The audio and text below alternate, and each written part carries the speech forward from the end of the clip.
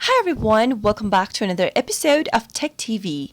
In today's video, I'm going to guide you through an easy process on how to bold on Telegram, which means how to type in a bold text on Telegram. Keep watching the video till the end to learn how, and don't forget to subscribe to our channel by hitting that subscribe button.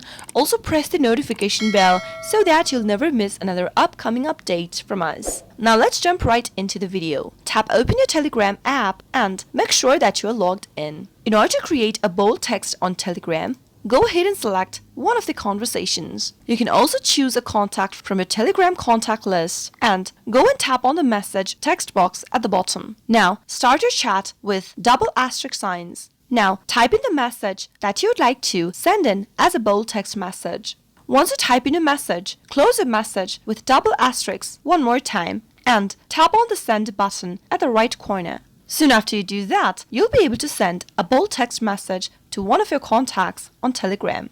The bold text that you send will look slightly different from the regular chat, as you can see in the example. That is how you can easily send in a bold text message on Telegram. I hope the tutorial was helpful. If it was, go ahead and give us a thumbs up. I'll soon be back with more tutorial videos like this. Thanks for watching.